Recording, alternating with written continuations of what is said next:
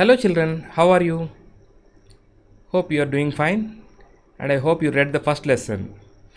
Before we move on to the second lesson, let us complete the questions given at the end of the chapter. So, we have three sections. Let us recall, let us discuss, and let us do. Page number 8. So, under let us recall, we have state whether true or false. So, look at that. James Mill divided Indian history into three periods: Hindu, Muslim, and Christian. Is this true or false? This is, of course, true. He divided our history into three parts based on the religion of the rulers. And the second one is official documents help us understand what the people of the country think. Is this true or false? This is false. The reason is official documents give only official version, the government, what the government thought, what the officials thought, not what the people thought. So if you want what people thought, you should read the newspapers, not the official documents. And the third one is the British thought surveys were important for effective administration. This is quite true because they have undertaken extensive surveys, various kinds of surveys, because they believed that these surveys are needed for effective administration of the people and the territory. Okay. So let us move on to the next section. I will show you these on the screen. So the second question, the first question in this section, what is the problem with the periodization of Indian history that James Mill offers? So what do you say? James Mill periodized Indian history into Hindu, Muslim, and Christian, that we already discussed. So he based his periodization on the religion of the rulers, and it was not correct because the subjects need not follow the same religion, and when you give importance to only the religion of the ruler, you are suggesting that the religion of people doesn't matter, right? So when you do this, it is to suggest that the lives and practices of ordinary people do not really matter. So can you accept this?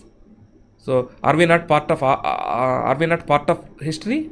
Are our forefathers not part of history? Just because they were not rulers doesn't mean that they should be ignored. So history is an account of all the people. So we should give importance to everybody. And if you periodize based on just the religion of the rulers, you are ignoring other people. In fact, these people number much more than the rulers. Okay. So that was the answer to this question. So let us look at the next one. Why did the British preserve official documents? So everything they recorded in writing. Why? So they believed that the act of writing was important. The British believed that the act of writing was important, and every instruction, plan, policy decision, agreement, investigation had to be clearly written up. So they believed that whatever you do, whatever the officials do, they must record everything that was happening. Every instruction, plan, every decision that was taken must be recorded. Not only everything was recorded, they even recorded the reasons why this decision was taken. And once this was done, anybody could analyze these things. So once these things are ready, then it becomes easy to govern the country, because now whenever you want to take a decision, you can go through the previous records, and you can always base your decision on the available records. Okay. And then we have one more question. How will the information historians get from the newspapers be different from that found in police reports? So as I told you already, newspapers reflect mostly the public opinion, whereas police reports are nothing but official records. Okay. And they reflect the official position. For example, take the Sepoy mutiny. For Britishers, all these Sepoys are criminals, but for us Indians, they were all heroes. So newspapers praise them for their bravery and for making the sacrifice for the country. On the other hand, the Britishers regarded them as criminals, traitors who were acting against the government. So reports do not, these both newspaper reports and official the police reports need not tally. Okay. And as newspapers are read by public, they they are discussed and debated upon by the people. So whatever you write in newspaper, that doesn't remain in secret. So it becomes public. So public discuss and debate. So you cannot write whatever you want. Newspapers have to reflect the truth. So if you write some nonsense, people won't read them. So whatever was written in the newspapers, that was reflected, that reflected the public opinion. Whereas official reports need not be made public. So sometimes they may write something which is not true.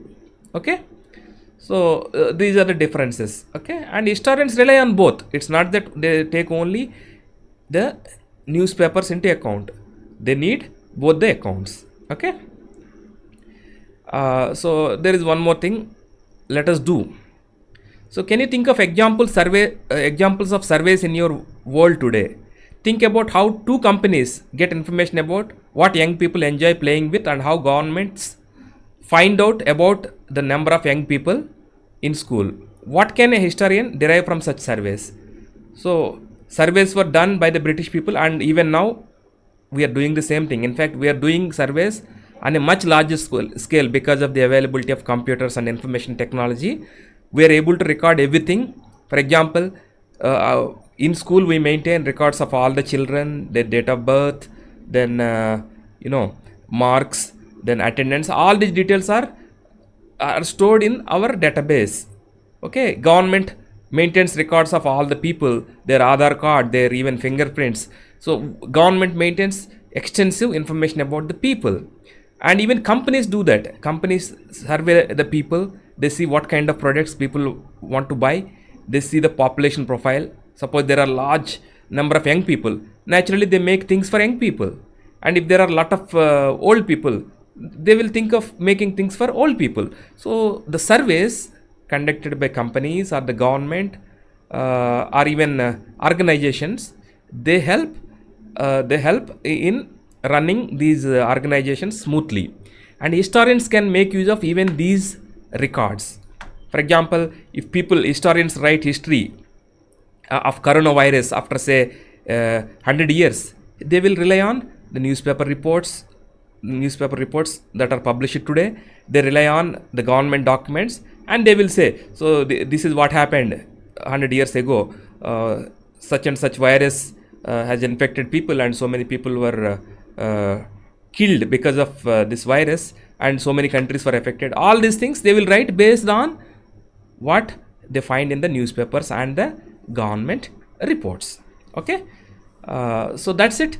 Let us move on to the next chapter. So you may note down these points in your notebook. You can go through the textbook one more time, and I hope you understood this first chapter.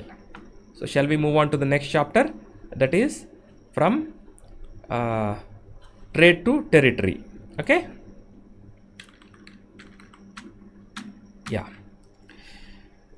So the heading itself tells you what this chapter is all about.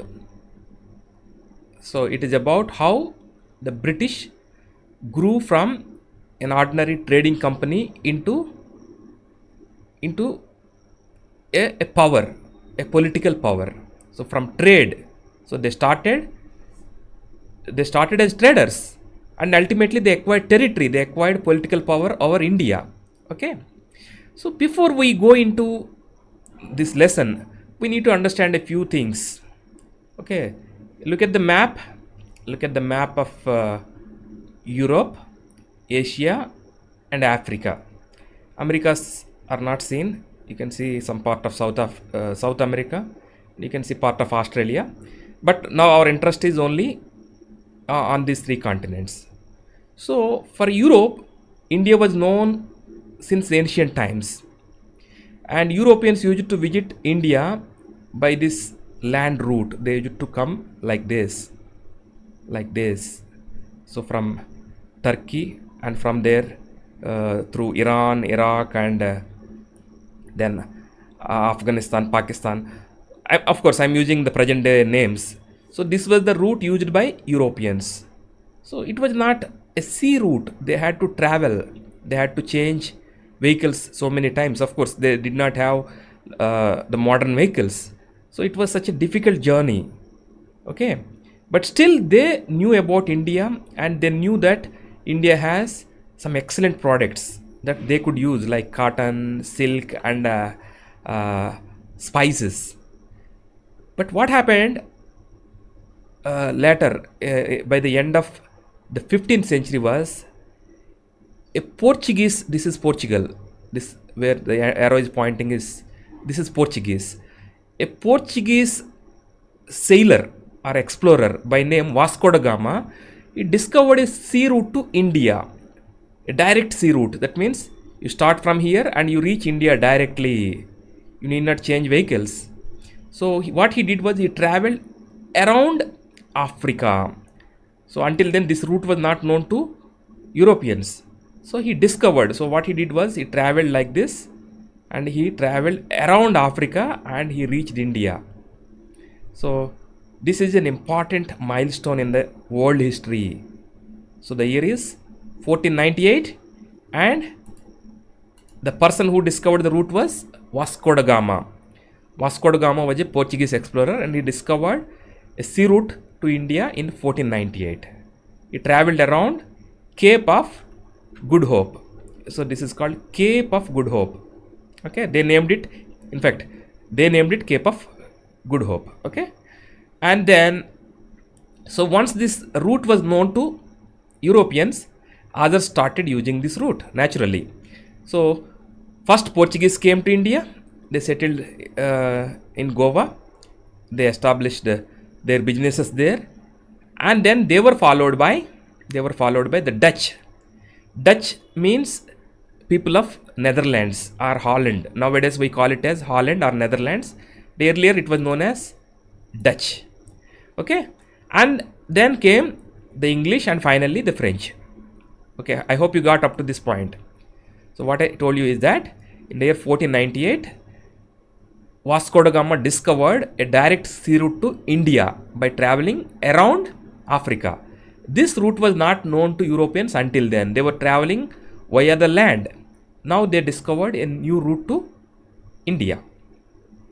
So they came in this order: Portuguese, then Dutch, then the English, and finally the French. And there was intense competition among these companies. So what did these companies do? These European traders, not even companies, mostly traders.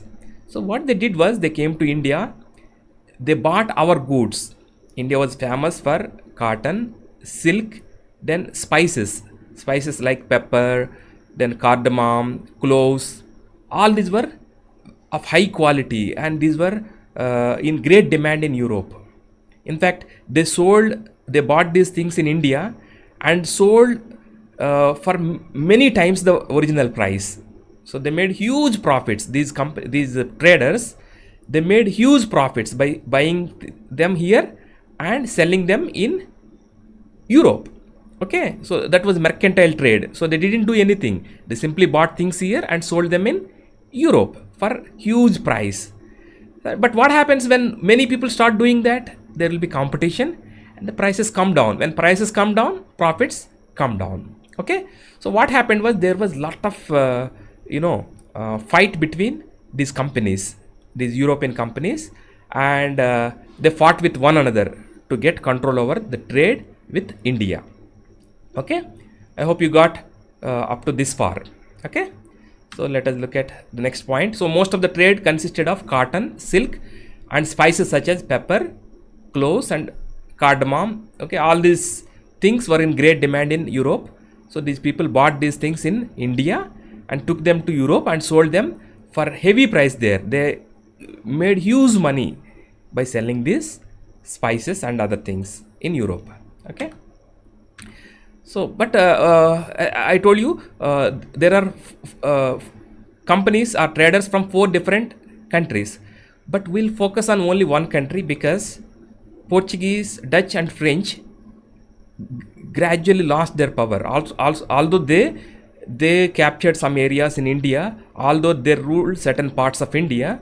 We don't pay much attention to that because these were limited to very small areas, whereas Britishers became very powerful. So we'll be focusing on mainly the British.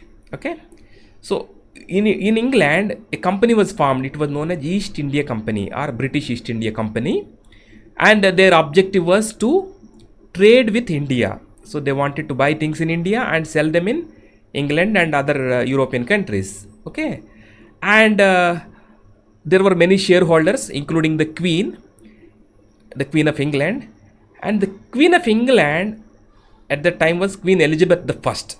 Queen Elizabeth the First. She was the queen at that time, and what she did was she granted a charter to East India Company.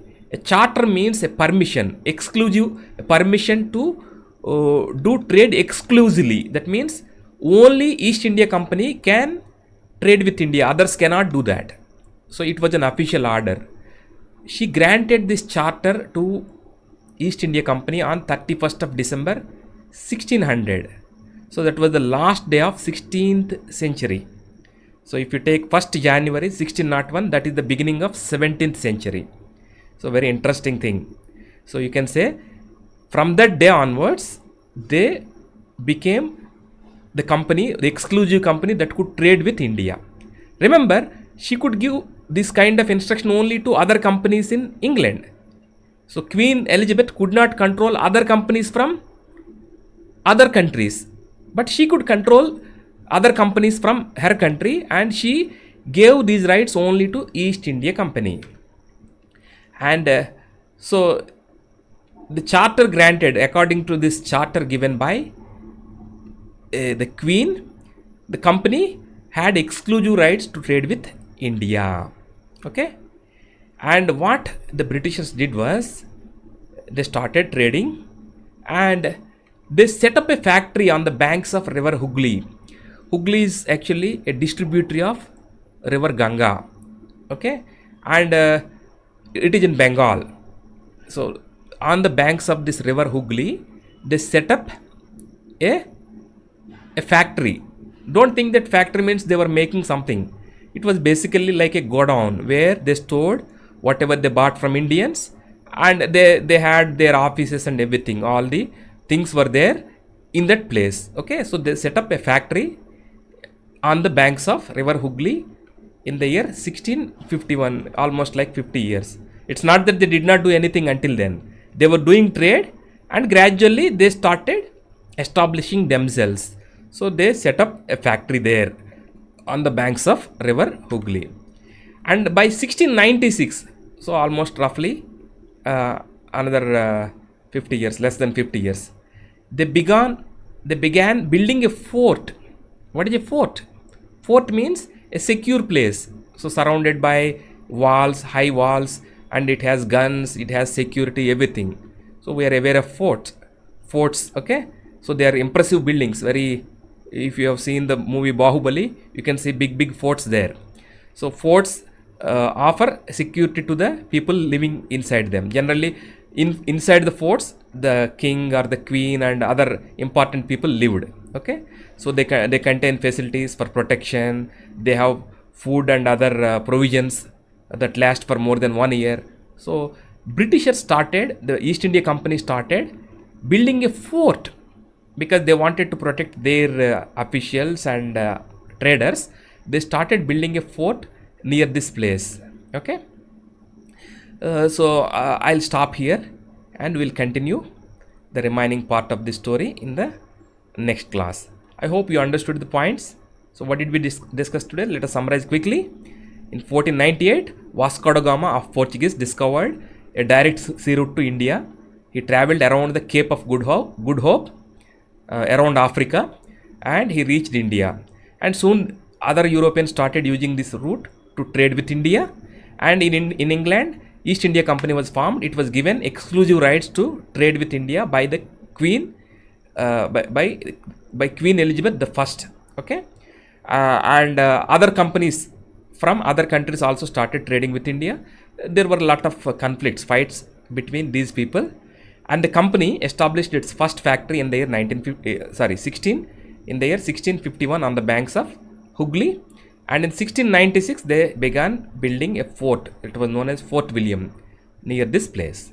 Okay, the rest will continue in the next class. Thank you.